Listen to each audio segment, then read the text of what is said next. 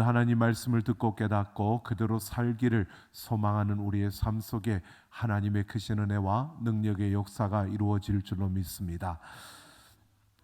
바울의 여정을 따라서 제가 12일 동안 로마로부터 그리스로 그리고 튀르키예로 이렇게 일정이 이어졌습니다.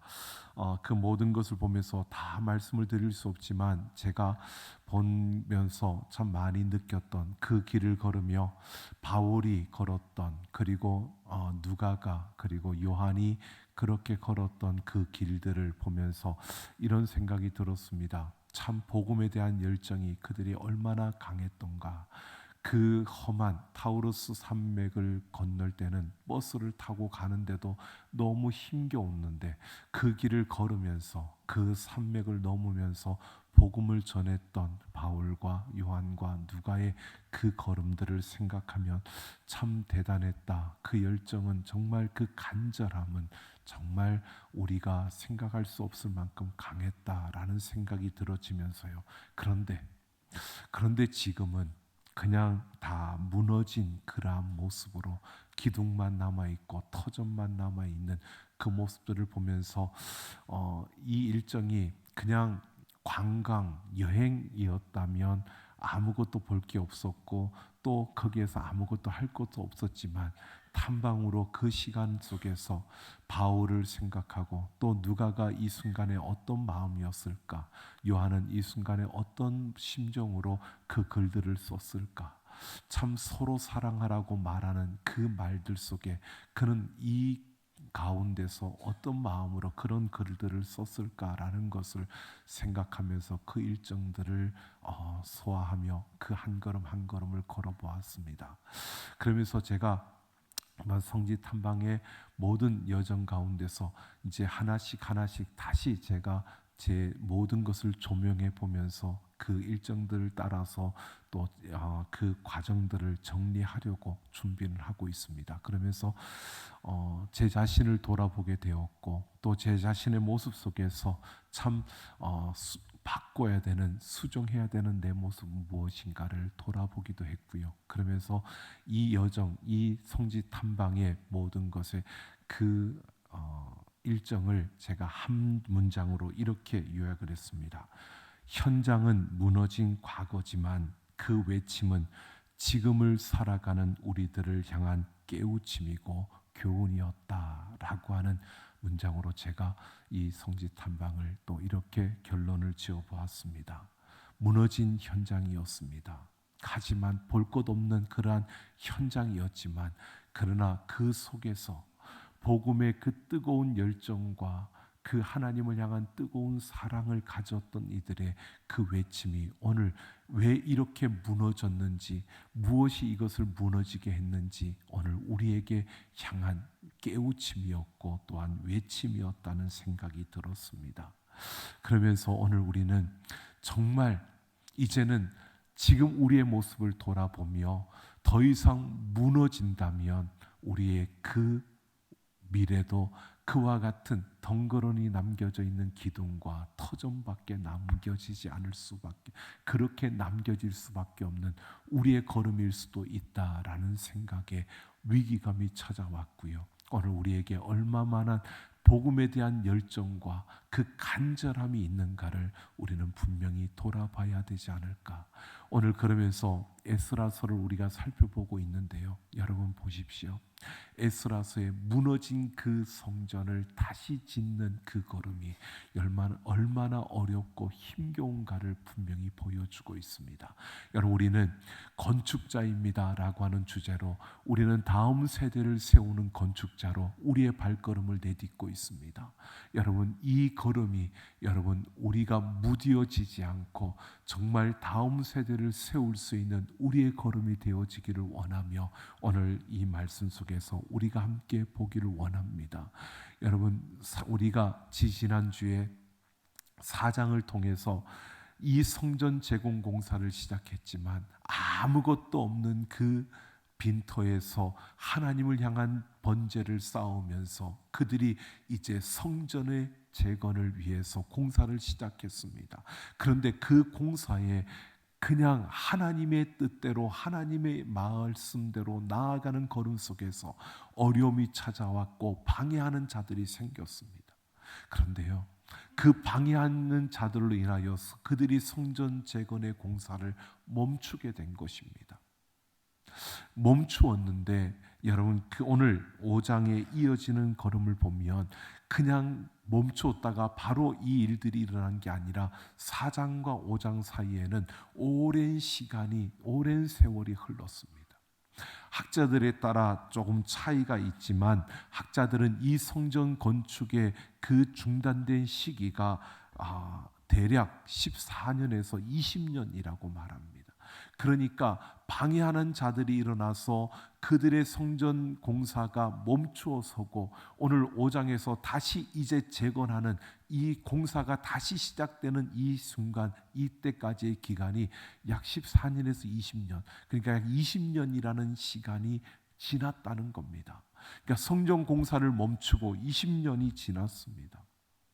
그리고 다시 이 성전 공사가 다시 재개되는데 이 공사가 어떻게 보면 하나님의 꿈이었고 하나님께서 그들을 그 포로된 바벨론에서 그들을 감동시켜서 그들을 이 벌판으로 그들을 옮겨 놓았고 그들로 하여금 공사를 시작하게 했던 것이 하나님의 꿈이었고 하나님의 일하심이었습니다. 근데 그들이 멈추어 섰던 그 걸음을 20여 년 만에 하나님이 다시 그들의 꿈을 깨우면서 그들을 일으키고 다시 그들로 하여금 일을 시작하게 하시는 이 손길을 오늘 우리가 함께 살펴보면서요, 오늘 우리의 삶 속에서 하나님이 일하시는 역사들, 하나님께서 우리를 통해 꿈꾸게 하시고 우리를 통해 일하실 놀라운 일들을 우리가 멈춘 것이 있다면 우리가 다시 그 일을 시작하기 위해서 우리는 어떻게 해야 될 것인가? 또 오늘 우리의 삶과 우리의 가정과 우리 다음 세대를 견고하게 세워가기 위해서 오늘 우리는 어떤 모습을 갖추어야 하는지 오늘 이 말씀을 통해서 함께 생각해 보려고 합니다. 오늘 1절 말씀을 보면 이 중단된 시기에 하나님은 지도자와 백성들에게 그 꿈을 다시 일으키게 하기 위해서 바로 선지자들을 준비시켰음을 말하고 있습니다. 선지자 학개와 스가랴를 하나님이 준비시키셨다라고 이렇게 말씀합니다. 20년 동안 중단된 공사를 다시 시작하게 하기 위해서 하나님은 말씀의 선지자들을 준비시켰다는 겁니다. 여러분, 어느 시대든 그러한 것을 보게 됩니다. 부흥을 일으키고 부흥이 시작되는 곳에는 항상 하나님의 말씀이 있었고 그 말씀을 선포하는 말씀의 사람들이 있었습니다. 하나님의 말씀의 사람들이 그 준비되어지고 그들을 통해 말씀이 선포되어질 때 바로 그 땅에 부흥이 시작된다는 것을 우리에게 말해주고 있는 겁니다. 하나님의 말씀에 사로잡힌 자, 그 말씀에 붙잡힌 사람들이 일어날 때, 그리고 그 말씀에 전심으로 자신들의 삶을 던질 수 있는 그러한 말씀의 사람들이 일어날 때 그 시대에 부흥이 일어나게 된다는 것입니다. 여러분, 오늘 우리 시대에도 마찬가지입니다. 하나님 우리에게 다시 부흥을 일으켜 달라고, 우리에게 다시 복음의 부흥이 일어나게 해달라고 우리가 기도만 하는 것이 아니라 여러분, 하나님의 말씀에 전심으로 우리의 자신을 던질 수 있는 그런 말씀의 사람들이 되어질 때, 그런 말씀의 사람들이 세워질 때 이 시대에 부흥이 일어나게 되어지고 또 하나님의 놀라운 역사들이 그들을 통해서 일어나게 된다는 것입니다. 그런데 오늘 말씀에 보면 이렇게 말하고 있습니다. 이스라엘의 하나님의 이름으로 예언했다라고 말합니다. 그 말씀의 사람들이 이스라엘의 하나님의 이름으로 예언했다, 하나님의 말씀을 선포했다는 것입니다. 여기에서 이스라엘의 하나님의 이름으로라고 하는 이 부분을 보면 우리의 말로는 이스라엘의 하나님의 이름으로라고 하지만 원문을 보면요, 이스라엘을 거느리시는 하나님의 이름으로라고 하는 뜻입니다.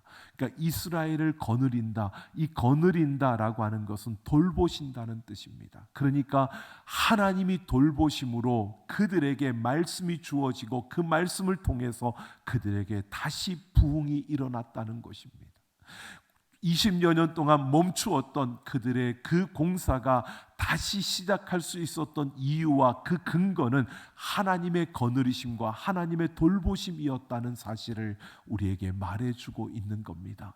여러분, 우리의 삶의 부흥과 우리의 삶의 다시 일어날 수 있는 그 힘의 근거는 바로 하나님의 거느리심, 하나님의 돌보심이라는 사실을 우리에게 말해주고 있는 겁니다. 여러분, 하나님의 돌보심 가운데 우리가 다시 일어날 수 있고 우리가 다시 시작할 수 있고 우리가 다시 세워질 수 있음을 믿고 그 하나님의 돌보심 안에서는 우리가 되기를 예수님의 이름으로 축원합니다. 바로 하나님의 돌보심 속에서 이들이 다시 이 공사를 시작할 수 있었다는 것입니다. 하나님은 그들을 돌보심으로 그들에게 선지자를 세우고 하나님의 말씀을 주어서 그 말씀으로 그들을 위로하고 그들에게 힘을 주고 그들에게 용기를 불어넣어 주었다는 것입니다. 여러분, 학개 선지자와 스가랴 선지자를 통해서 하나님이 그들에게 어떤 말씀을 주었는가 오늘 말씀에는 우리에게 말해 주지 있지 않습니다. 하지만 스가랴서를 보면 스가랴 선지자는 예수님이 성전 되심을 그들에게 선포합니다. 그러니까 메시아, 성전은 눈에 보이는 그러한 건물이 아니라 메시아, 하나님의 아들, 그가 오셔서 오실 그러한 분이심을, 그분이 성전이심을 말씀하고 있는 게 스가랴 선지자의 외침이었습니다.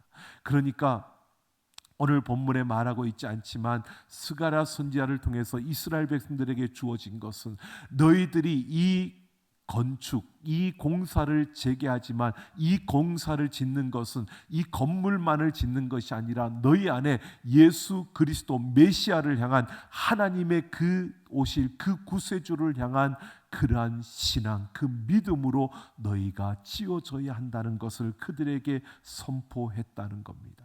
뿐만 아니라 학개서를 보면 학개 선지자는 성전 공사가 중단된 그 상황에 대한 실제적인 그 이유에 대해서 유대인들의 그 속마음을 찌르고 그들의 속내를 드러내게 하는 이러한 선포의 말씀을 보게 됩니다. 여러분, 실제로 학개서를 보면요, 그 학개 선지자는 이렇게 말합니다. 너희가 성전 공사를 멈춘 그 이유가 겉으로 볼 때에는 방해하는 자들이 있었기 때문에 너희들이 멈춘 것으로 그렇게 보여지지만 이 방해가 바로 그 성전 건축을 멈추게 한 것처럼 보여지지만 실제로는 그게 아니라는 겁니다. 학개 선지자는 그렇게 선포하고 있습니다. 실제로 너희들이 이 성전 공사를 멈춘 것은 방해하는 자들이 나오니까 그들이 마음속에 이르기를 하나님의 때가 아닌가 보다. 하나님의 일을 하는데 이런 방해들이 나타나고 어려운 일들이 생기는 것 보니까 이거는 하나님의 뜻이 아닌 것 같아. 여러분, 실제로 그들은 하나님의 감동으로 그 감동하심을 따라서 이 예루살렘까지 그들은 나온 겁니다. 그동안 70여 년 동안 그 땅에서 그들이 살면서 그래도 나름대로 삶의 터전을 가꾸었고 나름대로 뿌리를 내리고 있었지만 하나님의 감동하심을 따라 이 퍼벌판이 된 그 예루살렘으로 나온 자들이었습니다. 그리고 그곳에서 하나님 앞에 번제하며 그 성전을 짓기 위해서 그들이 땀을 흘리며 공사를 했던 자들입니다. 그런데 방해하는 이들이 생기니까, 걸림돌이 생기니까 그들의 마음에, 그들의 생각에 하나님의 뜻이 아닌 것 같아. 하나님이 원하시는 것이 아닌가 봐. 그리고 그 성전 공사를 멈추었다는 겁니다. 그러니까 이들은 성전 공사를 멈춘 게 방해하는 자들 때문이 아니라 하나님은 학개 선지자를 통해서 그들에게 말하기를 너희의 마음이 무너졌다는 겁니다. 하나님을 향한 그 믿음이 무너졌다는 것입니다. 여러분, 우리가 이렇게 보셔야 됩니다. 하나님께서 우리에게 말씀하실 때 순종하며 나아가면요, 아무 일도 일어나지 않는 게 아니라 그 순종하며 나아가는 걸음 앞에 어려움이 찾아옵니다. 방해꾼들이 생깁니다. 걸림돌이 나타난다는 겁니다. 그런데 그 방해하고 그 걸림돌이 우리 앞에 주어지더라도 내가 인내하는 것은요, 하나님을 신뢰함으로 이 길이 하나님의 길이기 때문에 내가 마땅히 해야 될 일들을 하면서 우리가 그 어려움을 참아내고 견뎌내고 인내하는 것, 이것이 우리가 걸어가야 할 길인데 이들은 그 어려움 앞에서 자신들을 합리화시키는 겁니다. 정당화시키는 겁니다. 자신들의 욕심과 욕망대로. 어려우니까, 힘드니까, 방해꾼들이 일어나니까 더 어려우니까 여기에서 멈추자. 이 하나님 뜻이 아닌 것 같아. 합리화를 시킨 겁니다. 정당화를 시킨 겁니다. 우리가 이 일을 멈추는 것에 대해서 우리가 하고 싶지 않아서가 아니라 바로 그 방해꾼들이 나타났기 때문에 우리는 못해. 그렇게 정당화를 시키는 겁니다. 여러분, 인내라는 것은요, 어려움이 찾아왔을 때 그냥 멈추고 그냥 버티는 게 아니라 그 인내라고 하는 것은 내가 마땅히 해야 될 일을 하면서 그까지 그 어려움과 그 고통을 참아내고 인내하면서 나아가는 걸음, 그것을 견디면서 내가 해야 될 일들을 감당해내는 것이 바로 인내인 것입니다. 내가 해야 될 일조차 던져버리고 그냥 포기하는 것이 여러분 인내가 아니라는 겁니다. 그런데 이들은 그 어려움 앞에서 그냥 포기한 겁니다. 인내한 것이 아니라 그들은 포기한 겁니다. 정당화하면서 합리화를 시키면서 하나님의 뜻이라면 이런 어려움이 올 수가 없어. 하나님의 뜻이 아니니까 이런 어려움이 온 거야. 그러니까 우리는 여기에 멈춰야 돼. 이렇게 합리화를 시키고 정당화를 시켰다는 것입니다. 이게 그들의 모습이었습니다. 이러한 그들의 잘못된, 그들의 마음속에 감추어진 이러한 욕심과 욕망과 이런 잘못된 죄악의 모습을 학개 선지자가 그들을 향하여 선포하면서 그 잘못된 자리에서 돌이키고 회개하라고 그들에게 말씀을 전하는 것이었습니다. 여러분, 오늘 2절 말씀을 보면요, 이렇게 잘못을 꼬집는 선지자들의 그 말씀 앞에서 바로 그들은 하나님 앞에 회개하며 돌이킵니다. 하나님의 말씀을 전하자 2절을 보면 스룹바벨과 예수아도 용기를 얻어 다시 성전 건축을 시작했다라고 합니다. 여러분, 하나님의 말씀 앞에서 그들의 잘못된 것을 회개하며 그들이 20여 년 동안 멈추었던 그 걸음을 다시 시작했다는 것입니다. 하나님의 거느리심, 하나님의 돌보심 가운데서 여러분, 이들은 다시 일어서고 있습니다. 다시 공사를 재개했다는 것입니다. 여러분, 하나님이 그들과 함께 하시며 그들을 도우신 줄로 믿습니다. 그러면서 오늘 5절 말씀에 분명히 이렇게 말하고 있습니다. 하나님께서 그들과 함께 하셨습니다. 하나님이 돌보셨다는 겁니다. 하나님이 유다 장로들을 돌보셨으므로 그들이 능히 공사를 막지 못했다. 여러분, 이들이 이제 하나님의 그 이름으로 하나님의 돌보신 가운데 이 공사를 계속 해 나가고 있다는 겁니다. 이들이 두려웠습니다. 여러분, 공사를 다시 시작하지만 여러분, 그들에겐 여전히 불안했습니다. 여전히 힘들었습니다. 하지만 하나님이 돌보심으로 그들이 이 공사를 감당할 수 있도록 하나님께서 그들을 인도하셨다는 것입니다.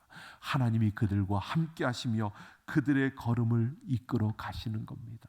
여러분, 다시 공사를 시작하는데 그냥 평탄한 것이 아니었습니다. 어려웠습니다. 그래서 오늘 3절 이하를 보면 이런 이야기가 나오는 겁니다. 여러분, 그들에게 어떤 일이 있었느냐 하면 주변에 그 어려움이 또다시 생겨난 것입니다. 20년 동안 멈추었던 그 공사를 다시 시작하는데 하나님의 거느리심 가운데 다시 시작했는데 여전히 여러분 3절을 보면 그 유프라테스 강 건너편에 있었던 총독 다뜨네와 스달보스네와 관리들이 찾아와서요, 너희들이 누구의 허가를 받고 이 공사를 하느냐고 묻는 겁니다. 누가 이 공사를 너희에게 하라고 허락했냐는 겁니다. 여러분, 그들이 현장 실태를 조사하러 온 것처럼 보여지지만 관리들이요, 이 공사를 막기 위해서 지금 트집을 잡으려고 나온 겁니다. 이 공사를 못하게 하려고 하는 겁니다. 여러분, 그런데 하나님이 돌보심으로, 여러분, 이들이 행하는 그 가운데 이들은 이런 방해 속에서도 하나님의 돌보심을 통해서 이 성전 공사를 계속해 갈 수 있다는 사실을 우리에게 보여주고 있는 겁니다. 하나님의 거느리심으로, 하나님의 돌보심으로 이 성전의 공사가 계속되고 있다는 사실을 보여주고 있습니다. 여러분, 이 총독 다뜨네와 그 관리들이요, 다리오 왕에게 조서를 씁니다. 이들이 지금 성전 공사를 하고 있는데, 이런 건축을 짓고 있는데, 이것이 과연 왕이 명령한 것입니까? 누가 이 명령을 한 것입니까? 이들의 말에 의하면 바로 고레스 왕에 의해서 이 모든 일들이 이루어졌다고 하는데, 그게 정말 사실인지 왕이 그것을 살펴주시고 이 공사를 그치게 해달라고 그렇게 조서를 올리는 겁니다. 여러분, 오늘 우리가 다음 주에 또한 살펴볼 텐데요, 그 조서를 받은 다리오 왕을 통해서요, 하나님은 놀라운 일을 이루십니다. 여러분, 하나님의 거느리심은 이스라엘 백성들이 잘나고 그만큼 똑똑해서가 아니었습니다. 그들은 그들에게 주어진 환경과 상황에 매몰되어서 20년 동안 그들이 해야 될 일들을 하지 않고 자신들의 집과 자신들의 삶과 자신들의 욕심과 욕망을 채우면서 그 20년을 버텨왔습니다. 그런데 하나님은 선지자를 세워서 말씀을 주시면서 그들을 깨우시고, 하나님의 거느리심 속에서, 하나님의 돌보심 속에서 이들이 또다시 그 하나님의 꿈을 이루고 하나님의 일을 이룰 수 있는 그 자리에 이들을 세우시고 이들을 이끌어가고 있다는 것입니다.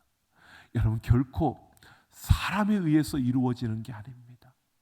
하나님의 거느리심 속에서, 하나님의 돌보심 가운데 이 모든 일들이 이루어지고 있는 줄로 믿습니다. 여러분, 마찬가지로 우리의 삶도 마찬가지입니다. 우리의 모든 걸음도 마찬가지입니다. 우리는 연약합니다. 우리는 부족합니다. 그래서 그 하나님의 거느리심 속에서 오늘 우리는 살아가고 있고, 여러분, 그 하나님의 돌보심 속에서 우리는 서 있는 겁니다. 생각해 보십시오. 예수 그리스도의 은혜 아니면 오늘 우리는 살아갈 수 없는 자들입니다.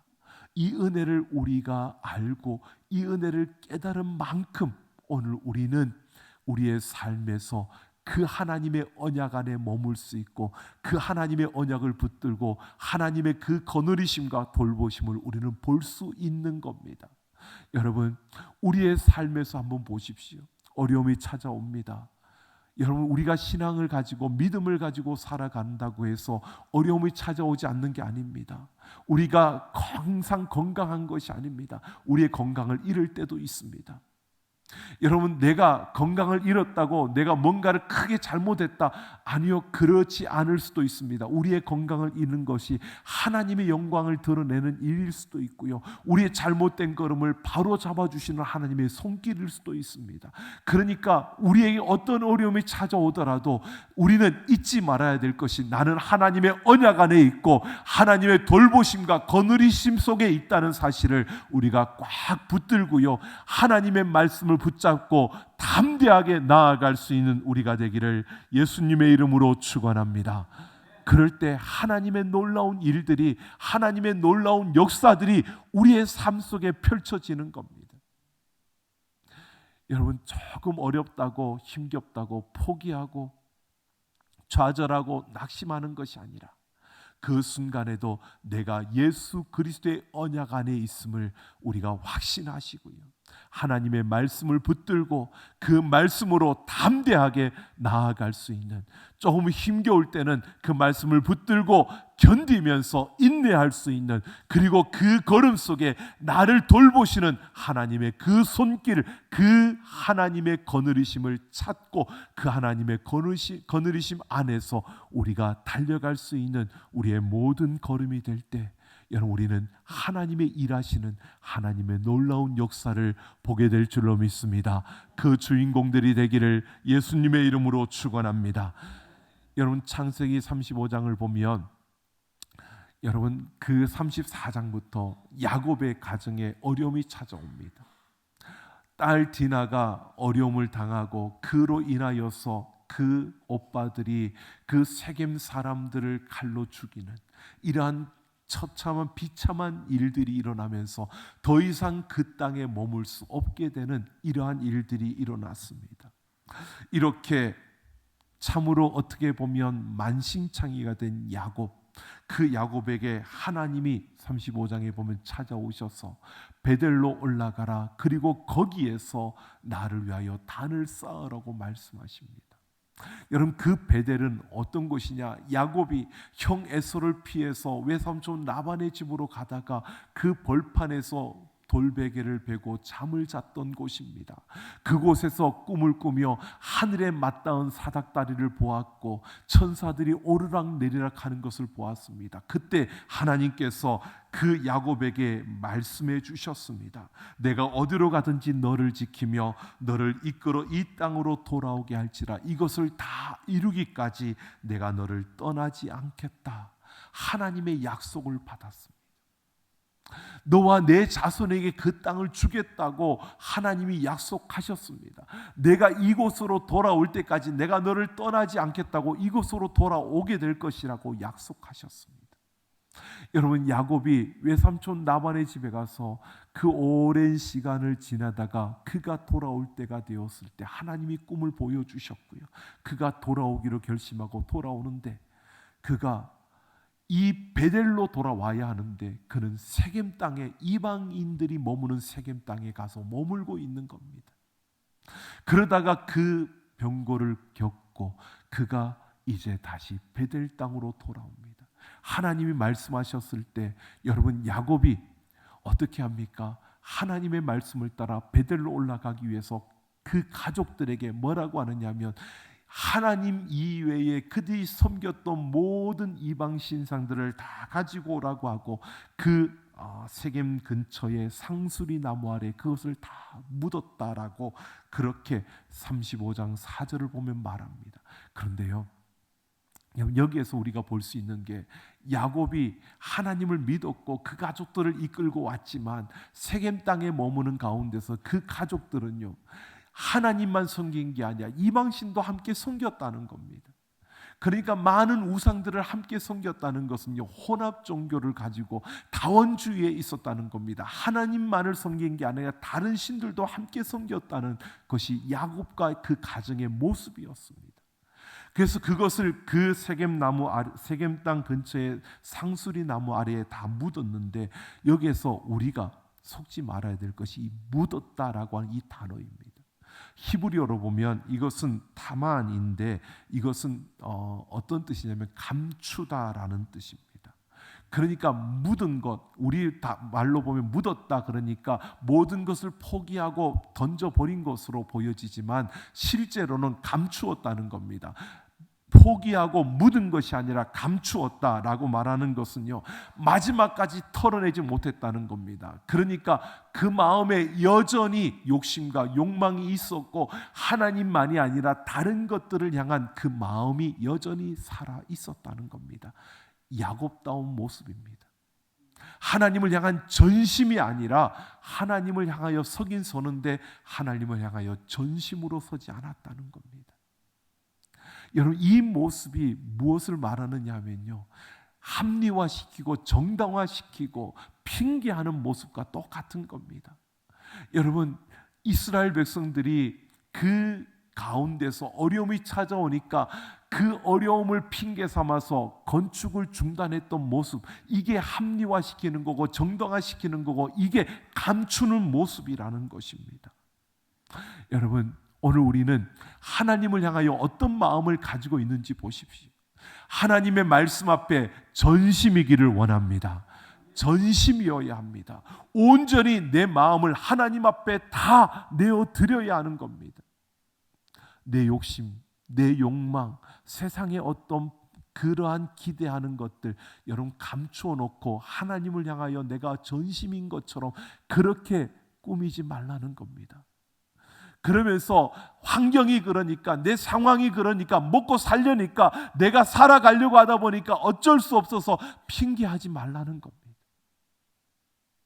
하나님 앞에 전심이어야 한다는 겁니다. 내가 지금 몸이 아프니까, 여러분, 몸이 아픈 게 지금 중요한 문제가 아니라 지금 우리가 하나님 앞에, 그 말씀 앞에 전심이냐라는 겁니다. 그 하나님 앞에 나를 온전히 내가 던질 수 있고 온전히 던지고 있느냐는 것입니다. 여러분, 오늘 한번 보십시오. 그들의 신앙의 양심에 따라 불편함과 무거움이 느껴지고, 여러분, 그들에게 힘겨움이 느껴질 때 결국 그들은 또 합리화를 시키고 정당화를 시킵니다. 그 모든 우상들을 상수리 나무 앞에 던지지만 실제로 다 던진 게 아니라 그냥 감춘 겁니다. 자신들 안에 욕심과 욕망을 감추고 있는 이들의 모습. 이스라엘 백성들이 하나님을 향하여서 그 건축을 하고 그 성전을 건축하는, 여러분, 그 모습만 보면 얼마나 멋집니까? 얼마나 헌신된 자들입니까? 그런데 그 마음은, 하나님 그 중심을 보시는 하나님께서는 그들의 마음은 이미 겉으로 볼 때에는 정말 성전 건축하는 그런 모습이지만 조금만 방해와 걸림돌이 생기니까 그걸 핑계 삼아서 그걸 통해서 합리화시키며 그걸 통해서 정당화하면서 그들은 그 건축을 멈추었다는 겁니다. 그럼에도 하나님의 거느리심, 하나님의 그 돌보심은 포기하지 않으시고요, 언약 안에서 하나님은 그들을 돌보시고 그들을 거느리신 줄로 믿습니다. 오늘 하나님이 우리와 그렇게 함께하고 있는 겁니다. 여러분, 청교도들이 미국으로 건너갔습니다. 그리고 그 미국에서 그들이 터전을 잡았습니다. 여러분, 하나님을 섬기는 그들 가운데 여러분 보십시오. 아프리카의 사람들을 잡아다가 노예로 팔아먹는 사람들이 그 땅에도 있었습니다. 그러니까 모두가, 다른 사람들도 다 노예를 거느리고 있으니까 이 청교도들도요, 그때 노예를 거느렸습니다. 돈을 주고 노예를 사서 부렸습니다. 여러분, 돈을 주고 사서 노예를 부리다 보니까 그들의 신앙적인 양심이 불편합니다. 꺼림직합니다. 왜? 하나님은 우리를 사랑하라고 했고 우리는 모두가 하나라고 하고, 하나님의 말씀을 보면 노예라고 하는 것에 대해서 하나님 말씀이 그것을 우리가 거느리는 이러한 것이 잘못된 것으로 느껴지는 겁니다. 그런데 현실은 이 노예들을 통해서, 돈을 주고 산 노예들을 통해서 일을 시키고 그것을 풍성에 거두고 내가 편하니까, 그러니까 그 노예들을 거느리면서도 그들은 불편한 겁니다. 그러니까 어떤 일이 일어난지 아십니까? 그 당시에 신학자 중에 하나가요, 이렇게 이야기를 한 겁니다. 노예들은 하나님께서 우리에게 종으로 맡긴 함의 자손이라고. 노아로 인하여서 그 함의 자손들은 하나님의 저주를 받아서 이렇게 셈을 섬기는 자들이 되라고 그렇게 저주를 받았으니까 그들은 당연히 노예로 살아야 된다고. 여러분, 그럴듯하지요? 아닙니다. 잘못 해석한 겁니다. 아니, 자신들의 그런 잘못된 것을 감추기 위해서 하나님의 말씀을 이용한 거고, 그것은 하나님의 말씀을 잘못 해석한 것이고요, 그것을 자신들의 정당화와 합리화에 그 하나님의 말씀을 사용하고 있는 것이었습니다. 여러분, 이런 끔찍한 일들이 여러분 오늘 우리에게도 일어나고 있다는 사실을 아십니까? 많은 그리스도인들이요, 하나님을 믿는다고 하면서도, 하나님의 말씀을 따른다고 하면서도 내 욕심과 내 욕망과 내 삶의 불편함을 감수하지 않으려고 하나님의 말씀을 귀에 걸었다, 코에 걸었다, 여기 걸었다, 저기 걸었다, 내 자신을 합리화하고 내 자신을 정당화하고 내 핑계거리로 삼는 이러한 일들이 우리 앞에 있다는 겁니다. 여러분, 오늘 우리의 모습을 돌아봐야 합니다. 여러분, 서두에 말씀드렸던 것처럼 그 찬란한 복음의 열정을 가진 믿음의 선진들이 있었던 그 땅들이 왜 그렇게 황폐해졌고 왜 그렇게 무너졌는지 아십니까?